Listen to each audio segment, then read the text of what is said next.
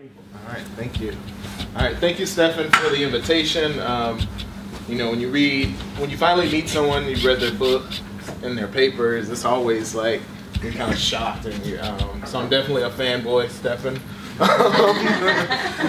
So it's really great to be here. But no, again, it's a pleasure. I was here in February, and so it's good to come back to Manchester within the same year. So today I'm going to talk about kind of the crux of my research up until this point, which really looks at understanding energy disparities within the context of race, class, and place, and most of it is focused on urban areas in the United States. So when I was working on my dissertation, and for those of you who are PhD students, know you go through probably about 20 ideas, and then something kind of sparks your interest in something and pushes you down a path. And for me, it was this quote in a report from the U.S. Congressional Black Caucus Foundation that came out in 2004. This was a time when the U.S. was thinking about putting a tax on carbon or doing something around climate change. And so this report was commissioned to look at what the impact would be, particularly on African Americans. And so this quote says, where U.S. energy policy is concerned, African Americans are the proverbial canaries in the mine shaft. And so the report really highlighted a lot of energy disparities that were affecting African Americans, which was one of the first times energy and race had really been explored to that level. So what I'm going to talk about is kind of framing this idea of energy justice and why race and place matter. Kind of go through some of the national trends that set the tone for some of these local case studies that me and my students have completed over the past few years. And I like to show this picture here because we're in the crux of a place where energy and justice really intersect. Detroit is known for massive shutoffs of energy and water. The United Nations has actually called the water shutoffs a human rights violation, and others are calling the same thing around energy. And so this is a major protest in the winter of 2012. These are some of the less graphic signs, but some of them say things like, mothers don't eat, so children have heat. Some of the signs listed people who died because their utilities were shut off.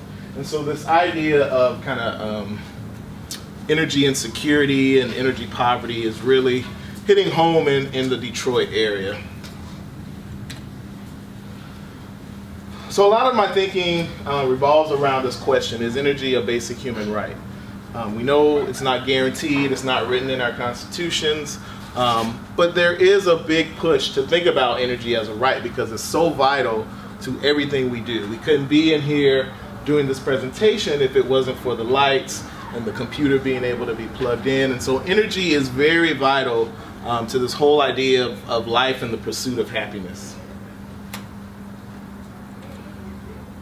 So what is energy justice and the way we understand it?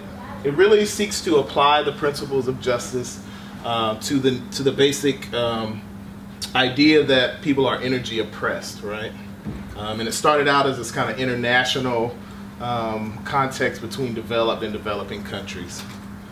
And it assures that everyone can afford the energy they need to solidify their health and well-being. And so there's a really strong connection between health and energy. And so this is why one of the reasons I applied for the Environmental Health Fellowship, because I wanted to think about, how can my research really impact policy? And in the US, unless you make a connection to health, nobody will even listen to you. It really stands on the shoulders of the environmental justice movement. The environmental justice movement, if you look at kind of its core function, a lot of it has revolved around energy issues, the siting of generating plants, the siting of other energy infrastructure. And then it allows us to apply a race, class, and place lens to energy issues. And we know we're in this time of energy transition, right? And so we really need to think about kind of the equitable adoption of the energy transition. And to do that, we need to recognize that there are unique needs of individual people and places.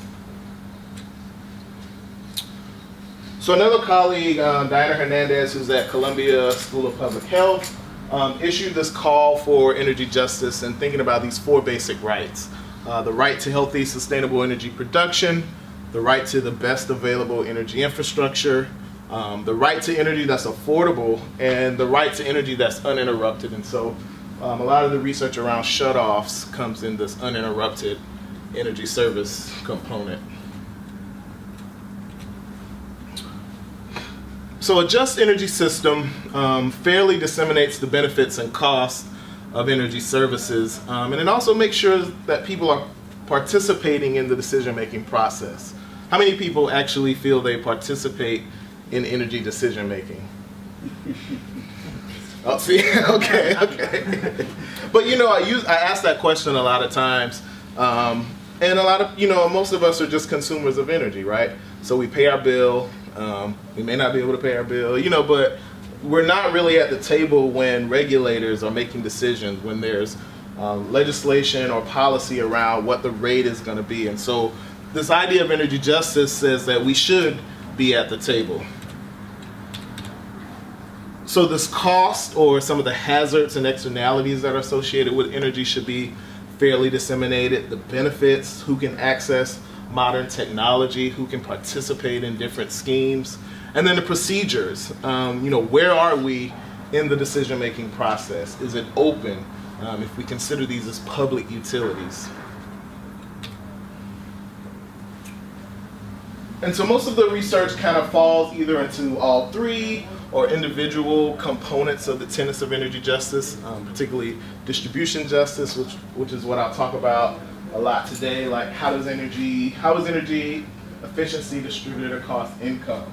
I want to move more into kind of this recognition piece, really understanding vulnerability, needs, how do you respect different individuals when it comes to energy. And one reason why this is key is because energy is very private, right?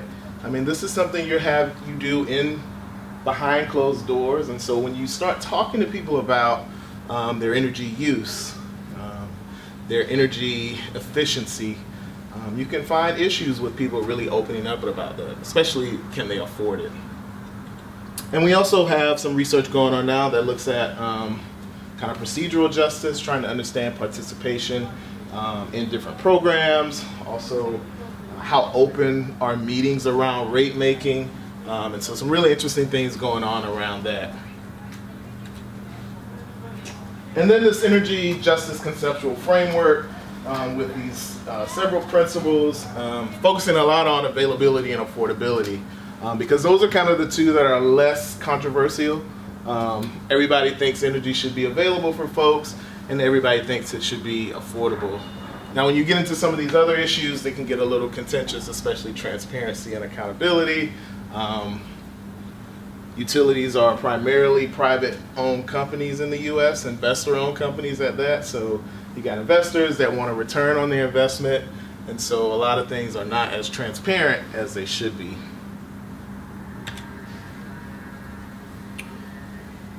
So beyond that quote that got me started down this road of race and energy, the U.S. has a really, what word am I trying to use?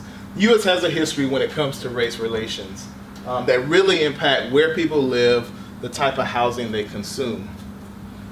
So if you think about the major metropolitan areas in the U.S., every 10 years during our census, there's an analysis done on racial segregation. This book down here by Kevin Fox Gotham really explores the development of residential space from 1900 to the 2000s, and he really chronicles how the private real estate market really segregated people and how it was legal in the early 1900s.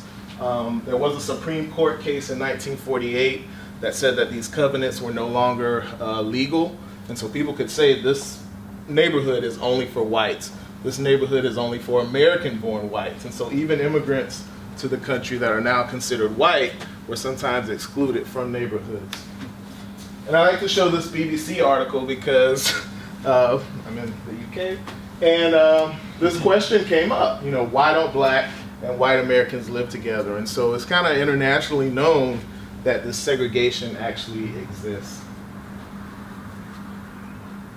And so this map here shows the percentage of blacks that would have to move to match their distribution to whites. And so you can see in some areas up to 100% of areas are completely one race. And so one, I said these covenants existed in the early 1900s, but the government actually perpetuated this with this idea of redlining. And so this was a way to kind of help people that were crushed during the Depression. And so they created this Homeowners Loan Corporation, or HOLC, in 1933. And a big part of that was trying to figure out where should people develop new homes, where would the government give loans for homes, with the lofty purpose of helping lenders, like I say, and borrowers who were crushed during the Depression. And blacks were largely blocked from federally backed mortgages. And so any area that was red or yellow, red, you couldn't get a mortgage there. Yellow, you might be able to get a mortgage, but it's a risky bet. Blue was still desirable, and green was red. So this is a map from the Detroit area in the 1930s. And if you look at the reports for the different areas, it would say things like the percentage of immigrants in the area, the percentage of Negro in the area. And it would say, risky investment, we only expect Negroes to move to this neighborhood. And this was our federal government, right? And so although this program no longer exists, and it wasn't until the 1960s that the Federal Housing Administration actually abandoned race-based policies. And so it's not that long ago that we weren't looking at race as a determinant on where people should live. And so what you see today is that this separation actually exists, and I think this is really important to think about when we think about housing, consumption, and energy consumption.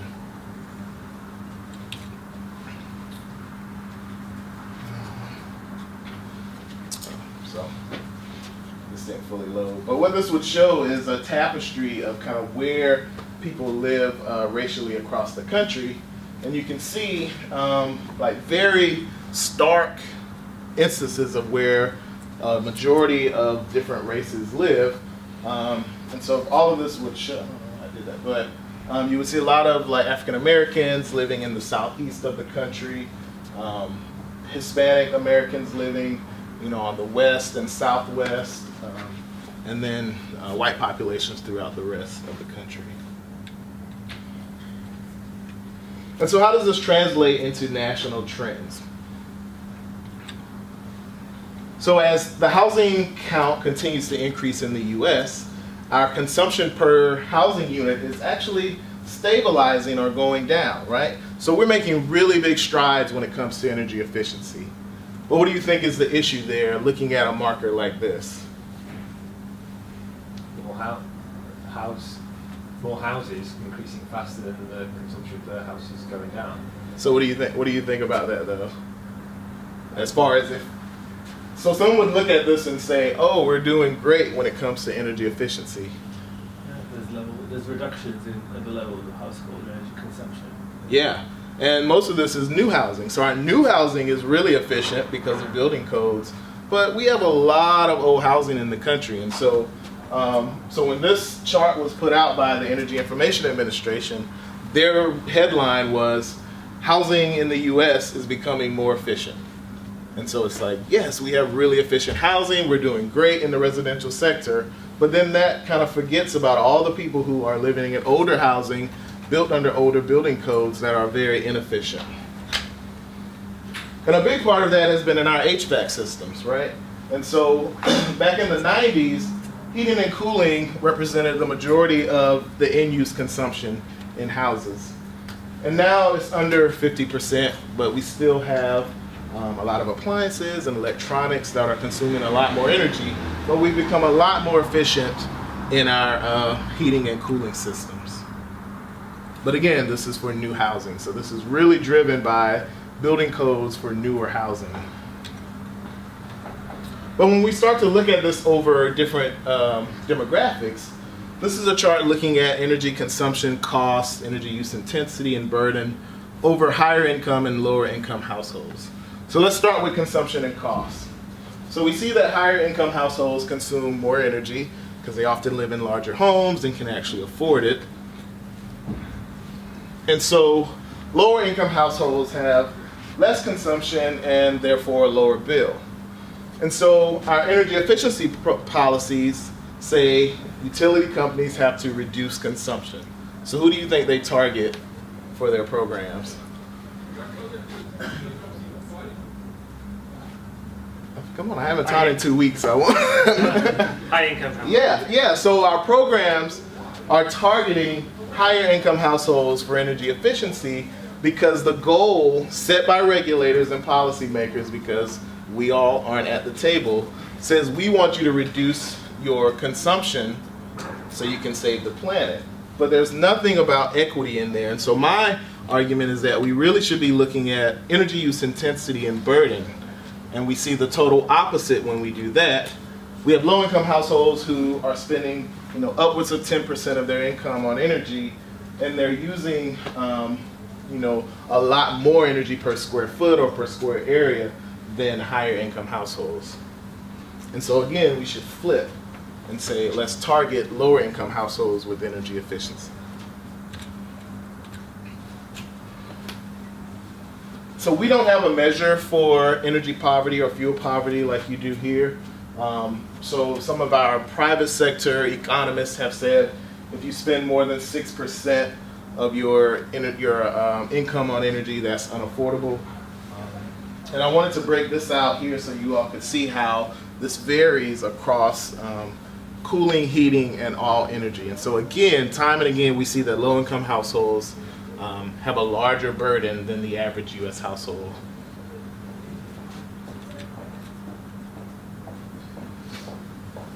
And when we think about this over race, this is national data, we see this down step when we think about white households and black households compared to the U.S. average household. So if you look at this chart, thinking about what I said about who we target for energy efficiency, there's definitely a racial bias to who participates in energy efficient programs. But again, if we think about this energy use intensity, not a huge difference, but still a difference, right? We see that on average, black households in the US use more energy per square foot as a proxy that their homes are less efficient. And again, this is the argument I want to make with future research, is that this is a result of residential segregation. And we see the same dynamic more stark when it comes to energy cost and burden. So again, black households are using twice the energy as a white house, or spending twice of their income than white households in the U.S. And this is average U.S. national data. So so I'll show some case studies later, but like nationally, this is a problem, right? And so our federal government, which we really don't have a lot of energy policy because all of that is delegated down to the states, should really wake up and pay attention to this. So like I said, we don't have a definition for fuel poverty. We don't really use that word in the US. We don't even use energy poverty. But recently, the federal government has started to use energy insecurity, which is is a challenge because when we speak about energy security, we're talking about foreign oil versus domestic oil. So when people say energy security in political sense, they're talking about drilling in the US or more coal. So it's been really kind of interesting to see this terminology come into the political debates and actually have reports that show 1 in 3 US households faces some challenge meeting their energy needs. And so we have, again, this national attention to an energy insecurity problem. And you can see how some of this breaks down. 14 million households having unpaid bills throughout the year, more than 2 million households actually being shut off. 40% of low-income households fall behind on their utility bills. About 14% experience a shutoff. And then we can see differences across race and ethnicity again.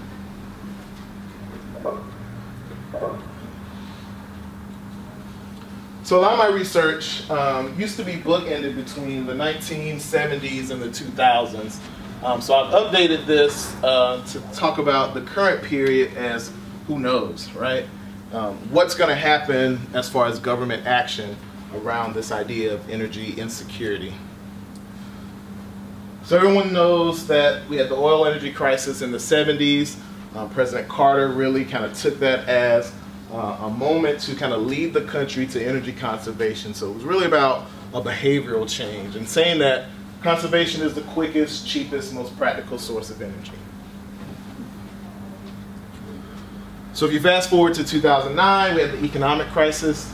President Obama really saw this as an opportunity to, again, focus on energy, but more on kind of the energy efficiency and clean energy space. And so thinking about it as a way to put people back to work and also save families money and reduce greenhouse gas emissions. So there was kind of this trifecta effect of what energy efficiency and clean energy would mean. And then today, we're in a political crisis, right? And how is that going to fare for people who are suffering from energy insecurity? And I put this tweet up from Donald Trump. It was before he was president, but I think it'll play well with a case study I'll talk about here later. But he kind of talks about this idea of energy efficient bulbs and trying to relate it to cancer. And you know, when I found this tweet, I thought it was really crazy. But then I started to look at kind of the federal government budget programs for the upcoming year. And the budget proposal actually says to eliminate the low-income home energy assistance program. Now, we've seen this before, particularly with conservative administrations. However, luckily, because a lot of people rely on this, Congress never eliminates the programs. So we're hoping that this doesn't happen this time around. And so what are the two programs that we have? So we have two federal programs to assist low-income households. One is called WAP, W-A-P, the Weatherization Assistance Program, which is an energy retrofit program, so free energy efficiency retrofits. And then the other is LIHEAP, Low-Income Home Energy Assistance Program, which is a bill payment program. So people go apply. It's a one-time benefit. So you apply for it, you get $150, $200 to pay your $1,000 past due bill. So again, it helps people, but it doesn't solve the problem. Weatherization has been shown to really kind of solve the problem because people's homes are made more efficient, their bills immediately go down, and they put no upfront cost into it. So you can see we've spent about 7 times as much on the LIHEAP program than we have on the energy efficiency program. So I call this the Band-Aid and the solution, right? And so we spent a lot of money on the Band-Aid. We continue to spend a lot of money on the Band-Aid because it has a really big lobby. So who do you think is a big lobby behind the Band-Aid? They love it. They have a whole day where they go to DC and they lobby for LIHEAP. It's called LIHEAP Action Day. There's no such lobby behind the weatherization program. Utility companies, I don't know if they don't like it, but they don't outwardly support it. Both programs received a lot of money during the economic stimulus package in 2009, which was to spend that money really quick and to boost the economy. But as you can see, that funding has kind of leveled off and gone down since. So again, kind of bring this all back together. The goal of my research is to uncover energy disparities. I like this picture, even though it's not my own. So, funny story, this was a plan of mine to do infrared images when I was working on my dissertation. But I went into some rough neighborhoods in Kansas City, Missouri, and people were like, "Why are you taking pictures of my house?" And so I immediately stopped that. But again, but I think this picture is very telling, right? So this is a duplex, and it kind of shows just how close these energy disparities can be, right? So one house is losing a lot of heat, while another house probably participating in some program and is a lot more efficient now. And so I use this to show just how close and how hidden this can be. I sometimes call this the hidden environmental justice, right? Because again, it's behind people's doors. You could ride by a house and not know that that person has their utilities shut off and is suffering because they can't afford their energy. So I'm going to run through a couple case studies really quick, but I put this map up just to show you kind of how we're expanding our research across the U.S. To study these energy disparity issues in different parts of the country, to see if there are trends or to see if there's something really unique about certain places. So California has really progressive policies when it comes to energy efficiency, renewable energy, even electric vehicles. And so they have programs that are designed for low-income people, but they still have a lot of disparities. Washington, D.C. Has a free solar program for low-income households, but there are all these barriers to actually get people to participate. And then I'll focus on studies in Kansas City, where I did my PhD research, and Michigan, Detroit, where I am now. So I'll run through 4 studies really quick. 2 studies that look at kind of, again, this distribution of energy disparities, focusing on heat efficiency. A study looking at access and affordability of energy efficient light bulbs. And then a more positive story that looks at how a community-based approach can actually improve people's access to energy efficient programs. So the first research question that the next 2 papers kind of evolve around are, do heating consumption and efficiency differ across race, class, and place? We talked with Kate this morning about issues with data. And so data is a big issue, right? So when I was working on my dissertation, I was partnering with a utility company that was installing smart meters. And so you get real-time energy consumption like every 5 minutes. And I was so excited. They said they were going to give me the data so I could help them show that putting in smart technology really improves people's energy consumption. Probably 3 months into the relationship, people stopped responding to my emails, wouldn't take my phone calls, and so I was stuck with trying to figure out, how am I going to model energy consumption? Luckily, there were a few papers in the US that had kind of looked at what happens when you don't have actual consumption data, and there's a publicly available data set called the Residential Energy Consumption Survey. So the Department of Energy does this about every 4 years or so, and they survey a representative sample of the whole country. In 2009, they almost tripled the sample size of the survey, and so you could actually look at individual states. And so, because they had additional funding, because Obama was in office and he really cared about this, all of these dark colored states you can actually do a statewide analysis on. So since I was in Missouri, I wanted to do an analysis on Missouri. The latest data just came out. The survey was done in 2015. You can no longer do a statewide analysis, and so there's no way to really do any kind of longitudinal study. And then you can match that. The cool thing was you can match that with actual census data to do some small area estimation. And so that's what we did. Created a model of heating energy efficiency, conducted a stepwise regression. The dependent variable was heating consumption divided by the square area for the house for each household in the sample. Then multiplied the coefficients by matching ratios in the census data. I asked because I've always had a low-income tenant in this house. Have tried to participate in federal programs and been told, all the challenges and barriers of why I can't make this house more efficient using taxpayer dollars, that taxes I pay, to make this house more efficient. I was able to find one program that was a health program looking at lead paint to be able to replace the windows, and I had to pay about 20% of the cost. But again, a lot of times, listening to tenants moving in with past due bills, not being able to get new utilities at the new house, and so then, the challenge of, someone may be able to lose their child because they can't get utilities. So it's a lot. I've learned a lot about social services having this house. So why is heating important in Missouri? 41% of energy consumed in the house goes to heating. And Kansas City has the 11th highest energy burden in the nation.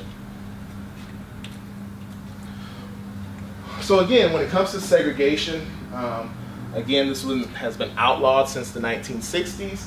But this Kansas City metro is very segregated by race and class. There's one street called Troost Avenue, and it's the longest north-south street in Kansas City. And you can see where this red and yellow comes together. That's Troost Avenue. So that was the historic boundary between racial segregation, school attendance segregation, council districts. And so over the past few years, they've tried to kind of erase that line. But you can just Google Troost Avenue, Kansas City, and you'll see stories about how strong that divide is. And it's just a street. It's not a wall. It's not a fence. It's just a street. And people, people continue to think of that as a dividing line. When I did my job interview at Michigan, there was a guy that was in the audience, and he worked at Google, which Google has an office in Ann Arbor. And he came up to me after my talk, and he was like, "Hey, I came because I'm from Kansas City." And I was like, "Oh, nice." And he said, "When you said that about Troost," he was like, "when I turned 16 and got my driver's license, my parents told me do not cross Troost." And I mean, this was like a 20-something year old man, and I was like, wow, and this was in 2014. So these dividing lines are very strong, and they continue to persist. And like I said, I haven't done a lot of the research yet to really make this connection, but that's where I'm going. So with the model, we produced this map. And so the darker areas are higher estimated heating energy use intensity, and so the darker areas are places where homes are likely to be less efficient. And we wanted to look at the relationship between that number and some socioeconomic and demographic characteristics. And so what we see is that as income goes up, energy inefficiency goes down. Areas that have more educated households, energy inefficiency, less educated households, energy inefficiency goes up. Places where the head of household is older, or 65 or older, inefficiency goes up. Across race, we see areas with more white households, inefficiency goes down, but more minority households, inefficiency goes up. And it also goes up for renters. So you start to see like who's vulnerable to inefficient housing. And then if we wanted to target areas, again, thinking about how can our policies be more effective versus individual versus place, just trying to identify some areas that we can consider high risk.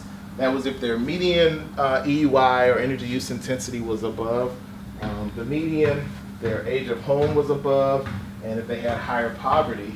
We can again see who is more vulnerable to being in a high risk area. So places with more poverty, places with older households, and places with more minorities. The second study was in Detroit. This is a skyline of the city of Detroit, my new home, the comeback city. I know you all probably heard a lot of negative things about Detroit, but I wanted to show you a nice picture of it. But it has a lot of challenges, right? Detroit is still in a recovery, still 40-50% vacancy, houses on blocks where they're the only person that lives on the block. And so it's still a lot of problems. And because it gets really cold there, most of our energy goes to heating, right? And we have the 9th highest energy burden in the country. So again, you see these same dynamics of income and racial segregation. So the purple line is the actual city. This is the county. And so you can see lower incomes are concentrated in the city of Detroit. Black households and Hispanic households are concentrated in the city of Detroit. And so again, thinking about who lives in the place and how do you address the challenges that those people face. So, and I'm not calling for like a black energy efficiency program, but I am calling for understanding, how do African Americans find out about information? How do African Americans communicate with each other? How do Hispanics communicate? Are our programs being advertised in other languages? And so really thinking about those things. So using that same method, we see heating consumption is more spread out across the county, but when we do energy use intensity, we see it kind of collapse inside the city, right? So where we have more of our minority and low-income households.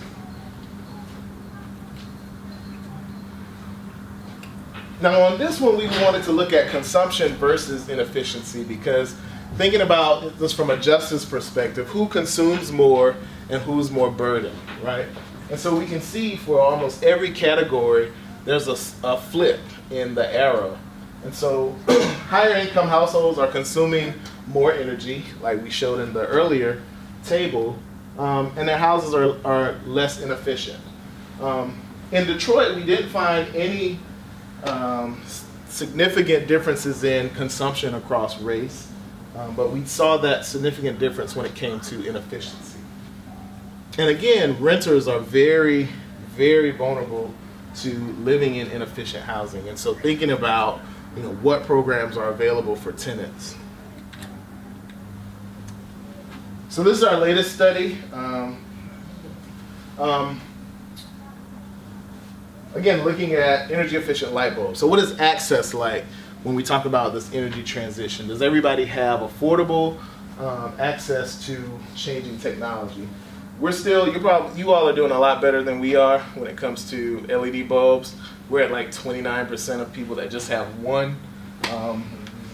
We had a federal policy that was going to outlaw incandescent bulbs, but like in a midnight budget bill, the Republicans overturned that, and so we still have inefficient incandescent bulbs. So really quickly, how we did the study. How many people have read some of the food justice studies? They kind of look at the price of fresh vegetables in poor neighborhoods versus non-poor neighborhoods. So we wanted to take that same model and apply it to light bulbs. And what they found in those studies is that the disparities in access to healthy foods are related to distance to retailers, the types of food carried, and the price of food. And so we split up the county into 4 poverty strata, and we went out and actually did surveys of light bulb prices and what type of light bulbs were in 130 stores. And we thought this was important because we know that poverty is consolidated, and we know that a lack of private vehicles is also consolidated in those same areas.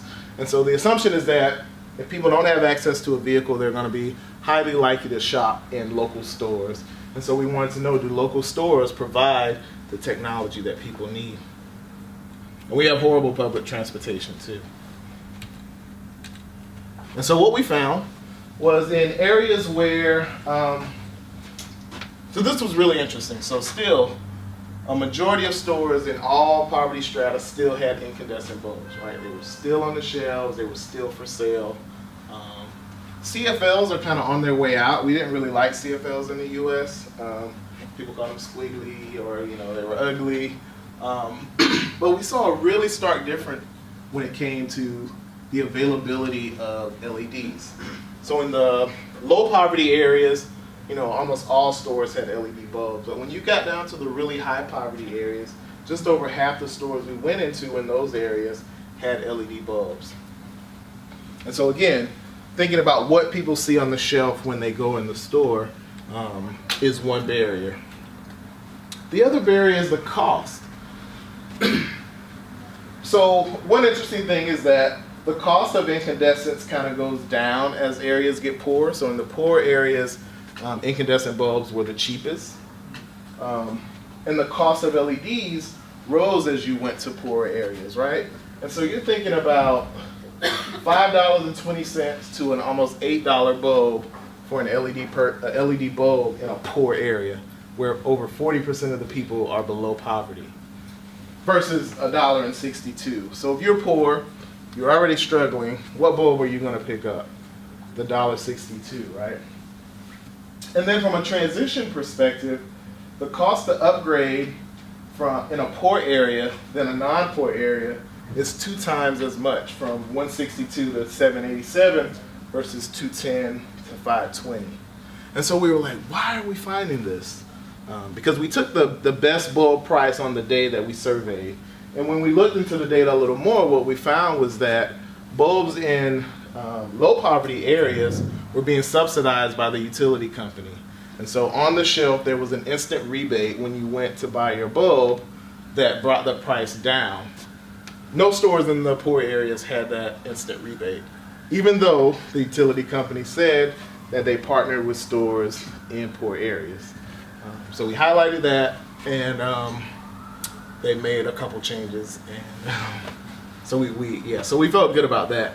Another utility company in Illinois saw this study and actually sent out employees to check, and because they were doing the same thing, because it's always easier to kind of partner with the name brand chain stores, and so that's what the utility companies were doing, and so now they're also partnering with some of these smaller stores in their poor areas.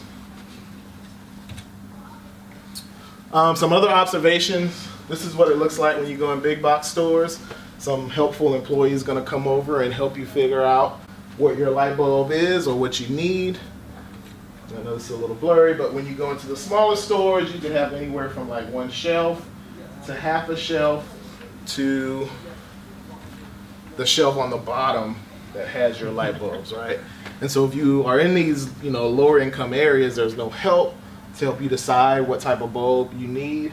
We actually were in one store and a guy was picking up an incandescent, and we were like, hey, if you buy the LED, you could actually save it and use it longer. And he was like, I never knew. And he actually picked it up, and it was actually on sale then too. So that did help. All right, so last study I want to run through really quickly was looking at a community-based approach to energy efficiency. And so this was out of the stimulus called the Green Impact Zone. This was a project to actually use federal money to concentrate in one area to do all types of things around the environment. And a big part of it was energy. They got $4.5 million to use the weatherization program in 659 homes. In the end, they only did 329. And so I thought this was a good case study to understand what worked and what were some of the barriers that still existed. And you can see how this zone differs from the city. A higher percentage of black households, a larger percentage of really old houses. Home ownership, about less than half of the homes were owned, so more renters. And then a huge percentage of people in poverty. And so I like the idea of a community-based approach because it supports equity, or it can support equity and justice. It acknowledges that decision-making is really complex, and so it's not this simple, rational economic model. It fosters connectedness because it's talking about people working together, and it creates institutional capabilities for the organizations that participate because then they know how they can apply this to other programs. So in my research, this was a qualitative study doing interviews.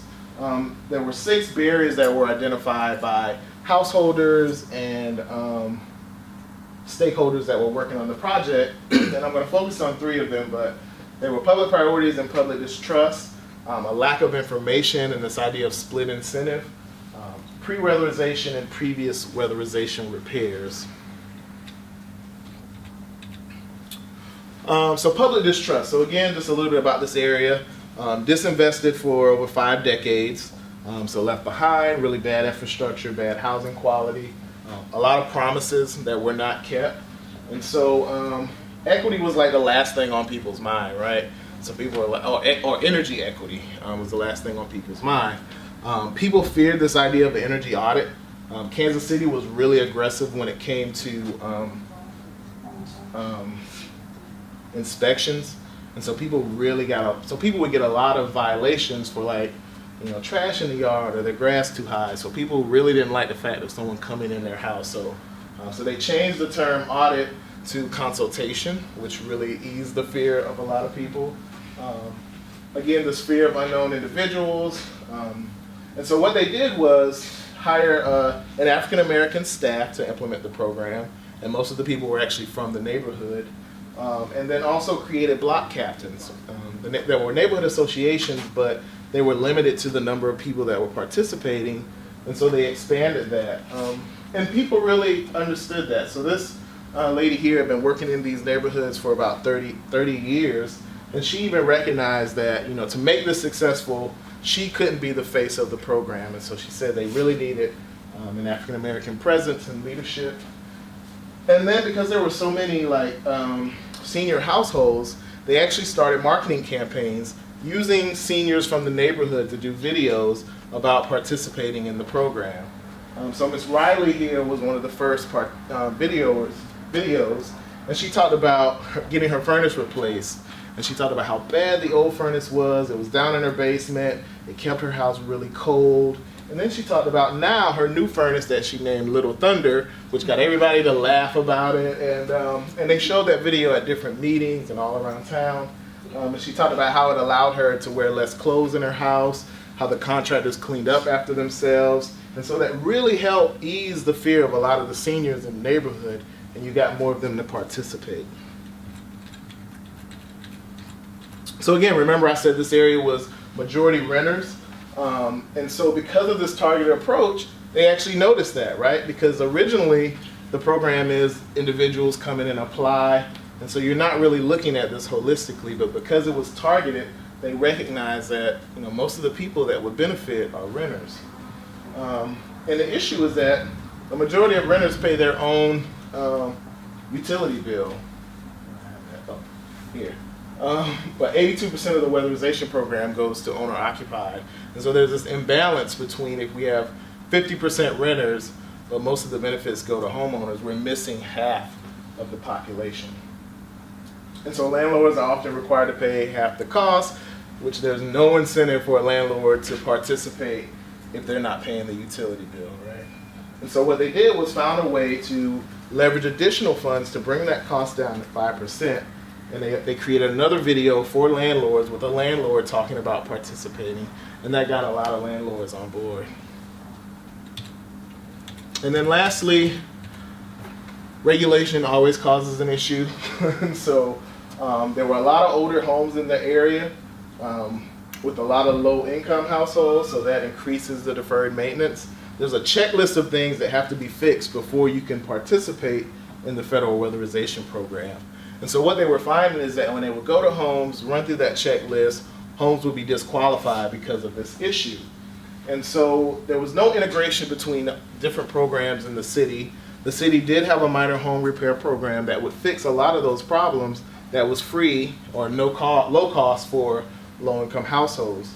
So they automatically enrolled people into that program so they wouldn't lose their place in getting weatherization. So the city would come out and say, fix your roof or fix a hole in your wall. And then they could stay on target to get the energy efficiency retrofit.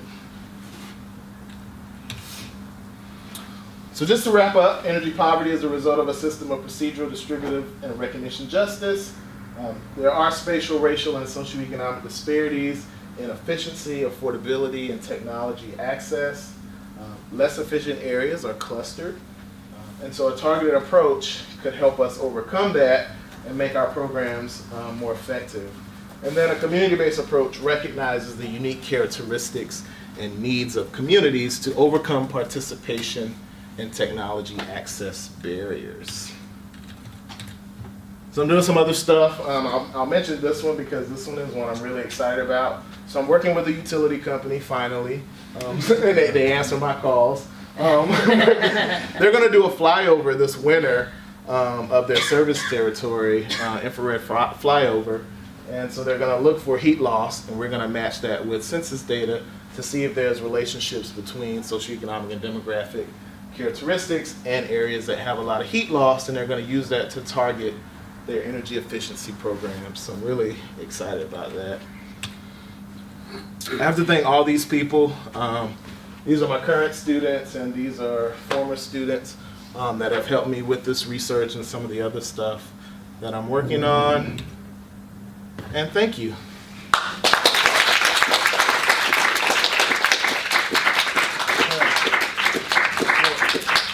Thank you, Tony. That was fascinating as usual, and also thank you for keeping to time. So very precisely, as I had asked you to. Right, so floor is open for questions. Is it too much? There was a lot. I'm sure we get some. Yeah. Do people have recognition of fuel poverty in the US, Constitution might improve energy efficiency uptake policies? So that's a really good question. Thinking about how we how we define this phenomenon, right? So again, like I said, the government has started to use the energy insecurity term. So I'll back up a little bit. So we have these two federal programs, and we were talking about this earlier. So one program is housed in the Department of Energy, the weatherization program. So it's seen as a purely kind of technical program. They've been trying to market it as a good program for the environment, a good jobs creator. Not a lot about the affordability. Then we have the LIHEAP program, which is a welfare program, and as such, is always targeted to being cut. And so we don't see this as a distinct program issue from just regular poverty. And so I think defining it, saying, what the issue is, what we're trying to solve would really help. I don't know if it needs to be in the Constitution, but I do feel like we need a terminology for it. Yeah, thank you.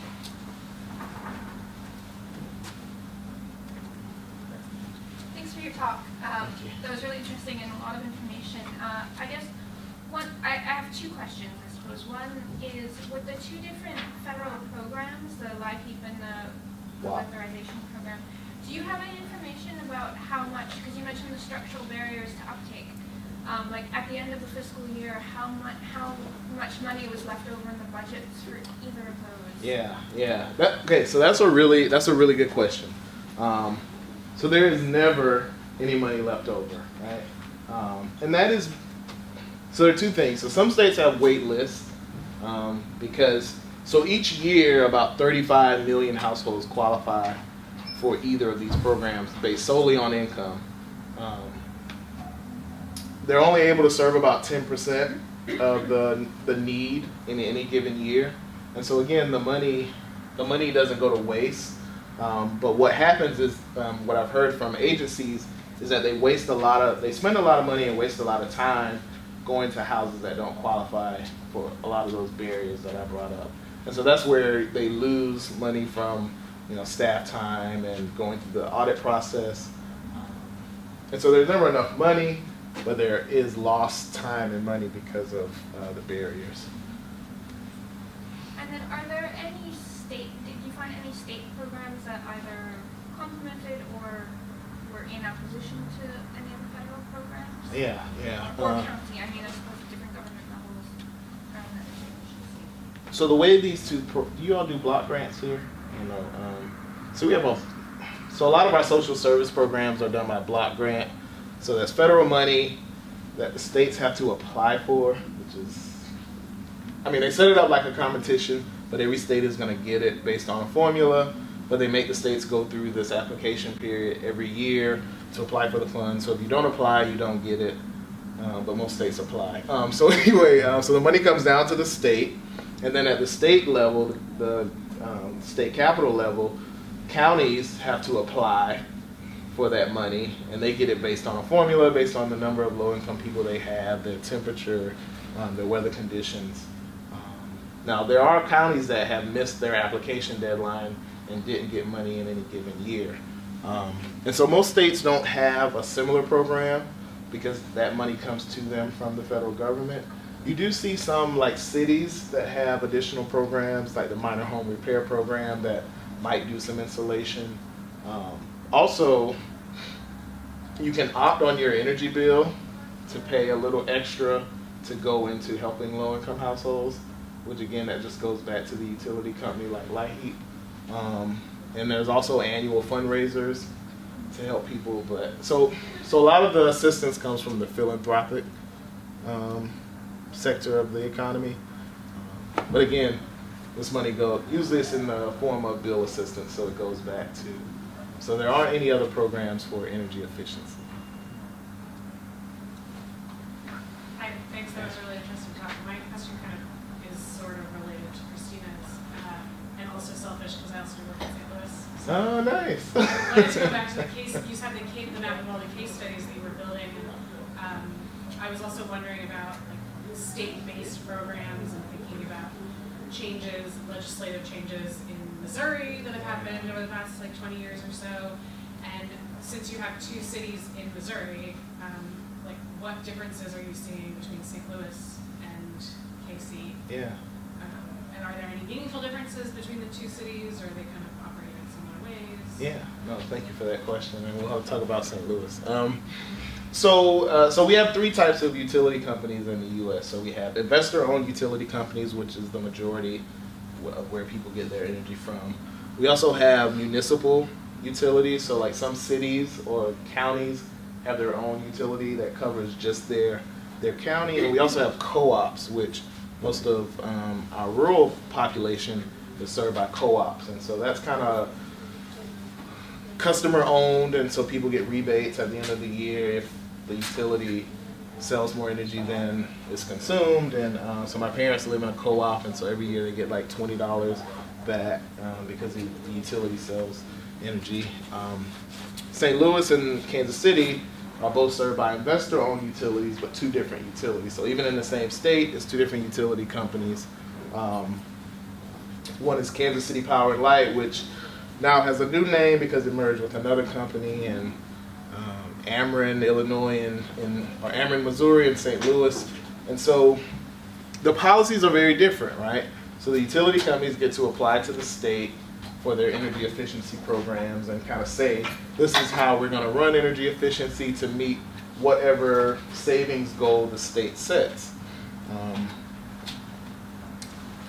St. Louis, there was a really big consumer lobby on their energy efficiency plan because they were trying to get a plan approved for like 10 years. So they wouldn't have to go through the rate making process again. But the consumer group pushed back, and so we did some mapping to show that there were disparities and that they needed to actually have a low-income energy efficiency program, because what they were going to do was just have energy efficiency programs that people could apply for. And we said, no, you really need to have a low-income program, because if you look at the disparities in how energy use intensity is distributed across income groups. One interesting thing about these programs is it depends on the energy mix. So places that are coal-based states are really pushing energy reduction. And so Missouri, on the west side of the state, they're not pushing it as much. On the east side of the state, consumer groups are really pushing it because there is coal heavy, but the utilities are pushing back because they've already made investments in coal plants. And so it's a really interesting dynamic between what consumer groups want, environmental groups want, and what the utility wants, and those things never match. So even environmental groups and kind of consumer groups are fighting because the environmental groups support energy reduction, and you don't get the same reduction when you focus on low-income households because they already consume less. And so this is a really interesting space when it comes to policy setting and thinking about the environment, but thinking about justice. I don't know if that really answers your question, but yeah, it also makes me think that the St. Louis City Council voted to go coal-free a couple of years ago, but they're served by a utility that Yeah. gets their energy from coal power plants, and so and you'll see. So I think that's I don't know if that's happening around here, where cities are saying they're going to go 100% renewable, but the utility company that serves you are actually pushing this 100% renewable, and their energy comes from coal plants. So. Hey, thanks. I really enjoyed the talk. I was wondering if you, obviously, gentrification is not nearly as pervasive as high poverty, but are you seeing a sort of reverse, like a energy gentrification in places? Yeah, that's a really good question, and a really great issue that some people are starting to look at, right? So there's this whole idea of green gentrification or gentrification. People have asked the word, but thinking about that, how do you? I was just talking to someone the other day about just green enough, and so how do you go just green enough where the housing is still affordable and it doesn't become so catchy that you push people out? And so there are some studies on even in Kansas City with this green impact zone. So housing right along that Troost border, there was a big push to make some of that housing more efficient because it would be marketable. And so people are looking now at who's moving into those houses, and are you starting to kind of cross that Troost border, which would be good, but then we know that also pushes people out and displaces people. And so, so that is a really big fear in Detroit, because Detroit is, like, I got gentrified out of downtown Detroit, and I'm a professor. So I mean, Detroit is really, when I moved there in 2014, you know, places were very affordable, but 2 years later, yeah, I wasn't willing to spend as much as they wanted. And so yeah, and those were places that didn't even do any kind of energy efficiency. It was just the market. But yeah, people are really afraid of, once you fix housing up, you make it more efficient, and market it as green and energy efficient, do you allow the cost to go up? So a great area of research if you're interested. Sometimes it's actually marketed to landlords in those terms as well. So if you do this energy efficiency, this is going to improve the value of your property, and then you'll be able to put your rents up and make more money from it. And that's the scary thing. So luckily, with a lot of the government programs, if you use a government program, you have to stabilize the rent for 3 years.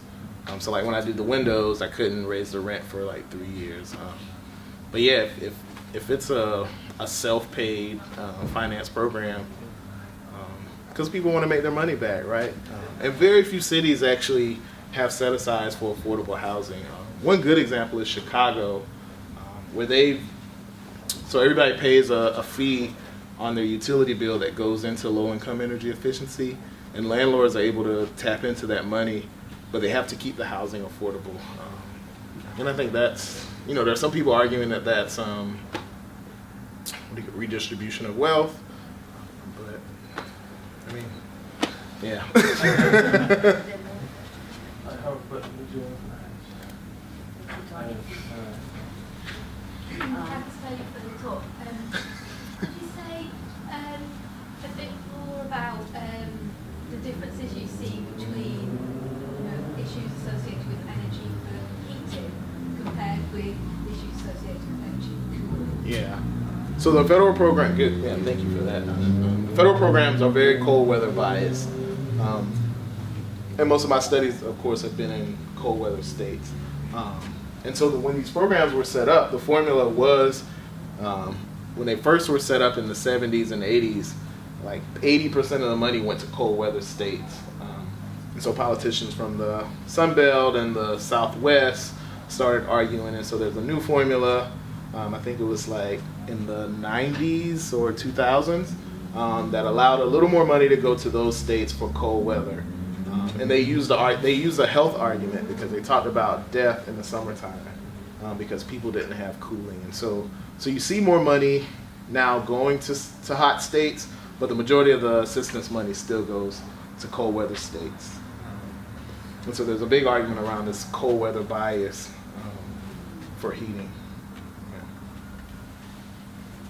Yeah. Thank you again. Tony, you mentioned health impacts and like how you're interested in kind of like developing further your research in that direction. Is there any evidence about like the links between energy efficiency and health impacts, for example, in your case studies? Yeah, so not in the work I've done so far. There are, like Diana Hernandez, looked at the links to health. So like in my qualitative study, there was a lot of mention about about well-being, and so people talked about their stress. So like one thing I thought was really interesting, before the smart meters, to do a shut-off, the utility truck had to come to the house, and so people talked a lot about the stress when they saw a utility truck on their street, because they were like, is it me? Because you wait 30 days to get a utility bill, and so you don't know whether you're behind or, a lot of times you don't really know, and so people were really afraid. And that was another reason they didn't want the smart meters, because they knew the utility could shut them off quickly. So kind of the well-being and stress part of mental health component of it is very interesting to me, and I saw that come out in some of the qualitative work. I was telling Stefan earlier, I'm interested in hypothermia and cold weather deaths, and I know there have been some studies here and in Ireland that have looked at that. So we have some pretty decent health data at the county level that we could look at if we know average energy burden at the county level. So that's where I want to go with that. No, just to add on to what you're asking, because I've just recently finished my thesis in the impact of fuel poverty on people living with chronic health conditions. Yeah. Well, I did like qualitative interviews, and it was difficult to access the gatekeepers, so I ended up having to go through a charity organization just to access the people. But it was quite interesting. I went in fuel poverty, but there's also like food poverty. Yes. So it's the dynamics that get mixed. But what comes out mainly from the interviews is the mental well-being, stressed, depressed, and live in one room just to keep warm. They buy, food saving products. Yeah. Like go to Asda, buy Asda brand so that they can put more money in their smart meters. Yeah. So a lot of people who are interviewed, they are on prepayment meters because they're falling behind with their utility bills to start with. So they are then forced to go into the system where they're still collecting the debt from previously. But what was interesting about here, there's so many skills that schemes that do help people to get rid of the debt and get onto this prepayment system that they were not aware of. Yes. Either of them, and they're provided mainly with the energy suppliers like British Gas, UoM, Utilities, United Utilities. Yeah. They actually have these grants available, but who knows about them? Not really a lot of people who are in fuel poverty. Yeah, that's a really good point, kind of just that knowledge, right? So we did some focus groups this summer looking at heat and housing. So we had temperature monitors in people's houses and outside their houses and on their body to kind of understand how people dealt with heat. And so we were doing a focus group and we were talking about energy, and one lady said, oh yeah, I'm on the budget billing. So she pays the same thing every month and it adjusts at the end of the year if she's above or below. And like, she was the only person in a room of like 20 people that knew about the programs. Everybody was like, what is that? What's it called? How do I get on it? But people just don't know about the assistance that's out there. And having a steady bill versus a fluctuating bill can really help a lot of people budget for their energy costs. Now they have to be ready for it to adjust at the end of the year, but at least in those 12 months, that could be the difference between having energy and not.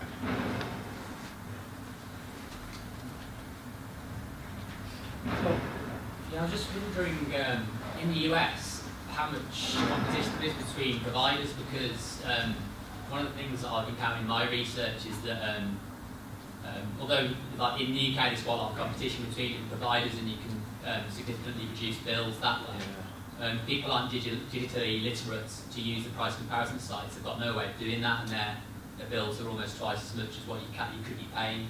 Yeah. So just wondering if there's any kind of that kind of competition, and if that's anything you've encountered in the US. So because this is set at the state level, it varies vastly across the country.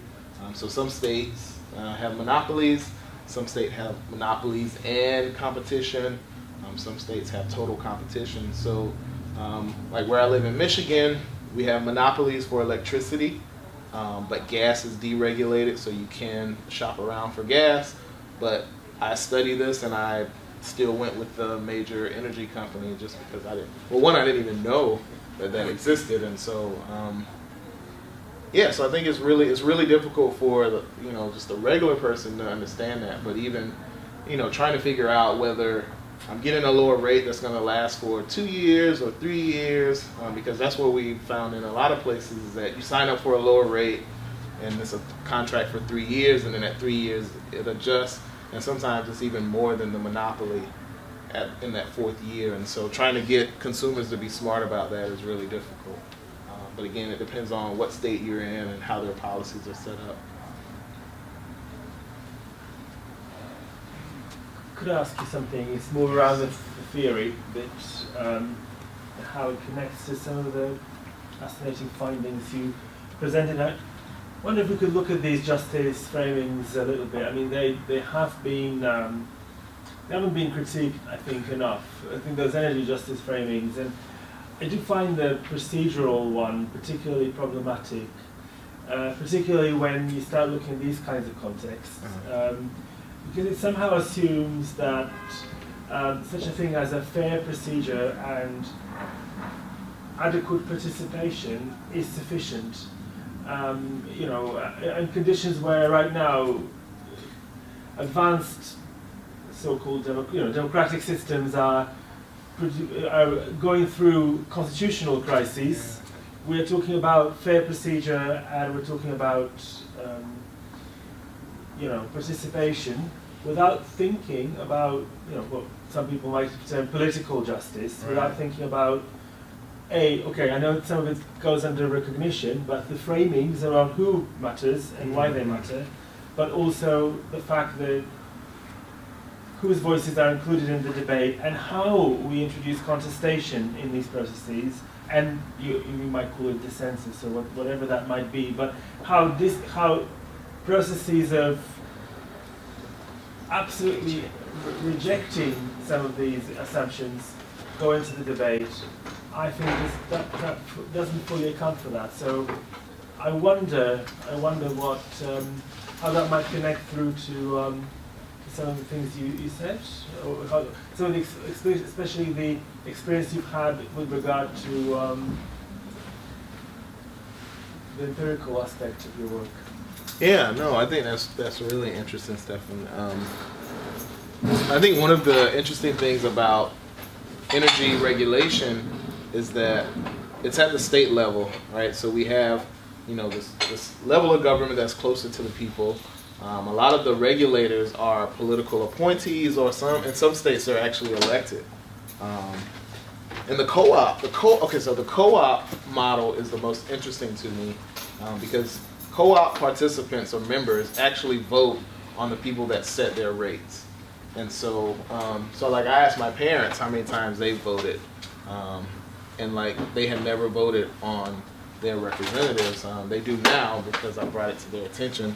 And so even this idea of who participates in the election of regulators for their utility, I don't know, I think there's a big gap there. There's a knowledge gap, there's a recognition gap, recognizing that people actually have that power. So there's a big energy democracy movement in the US that kind of gets at this procedural justice idea of, now some of it is really crazy because people want to get rid of utility companies, which, yeah, I don't think that communities can own their own utility, but I do think that the public can be participatory in the process of decision making at a level that they aren't now. And so trying to figure out what that looks like and who participates. And so the consumer advocates for, especially the low-income population, is totally different across the country. So Michigan has a really good advocacy group. Missouri, not so much. And it depends on what side of the state you're on. Texas has one, but it's established by the governor. And so, I don't know, it's funny, we're the United States, but every state is so different, which is why I think it's interesting to study procedural justice in that context. So there's no good answer to what that looks like because it varies by state and actually by utility. So I would love to work on that with Just interestingly, because I'm from Zimbabwe, so I went in June, July, and about the social justice issue. Yeah. It was shocking because what they did, they just gave people, free light bulb, energy saving. The government knows there's an issue with energy, so obviously they are doing this stuff without even, no one knows what the issue is, but they're just giving people, they're rolling out prepayment meters, smart meters in households, whereby people will go for 6 months with no light because they can't top up. But when I was just talking to people, it was really shocking. We've got households where people need equipment for which they need gas and electric to power them. They've got health issues because that's sort of my interest. So the social justice thing, I think, like in many countries, is such an issue because as academics, you understand what fuel poverty is, but as a community, do they really know what issues are happening? So I do believe there's a really big gap, especially in my country, because the government really knows what issue with energy. So they just do shed loading. Yeah. People go without. So imagine someone who's on maybe dialysis equipment, electricity goes. Yeah. So for me, that was like shocking. I was just like, people die. Yeah. because the government is just doing something and people, there's no advocacy. Yeah, no, So that's, it's really sad. that's so true. And a lot of this stuff is, you know, self-directed, right? So if you end up on some life-saving device that needs electricity, you have to contact the utility company to let them know, and hoping the person that answers the phone will actually put a note on your utility on your account that says, you know, so there's a lot of, I had a student working with me this summer that was collecting stories of, you know, people who died from shutoffs. A very sad case, but there was a recent case in New Jersey where the family contacted the utility company. The grandmother was in the hospital, so she got behind on her utility bills. They actually paid on the utility bill, but that notice didn't get to the shutoff department. So her utility got shut off and she died.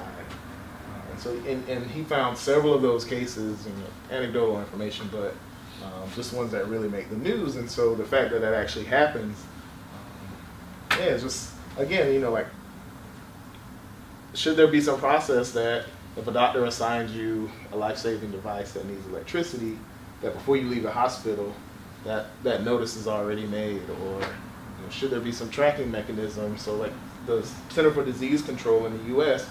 actually tracks every life-saving medical device to the zip code, actually to the address where it goes, but you know, you can access it at the zip code level. But does that information automatically go to utility companies? The answer is no.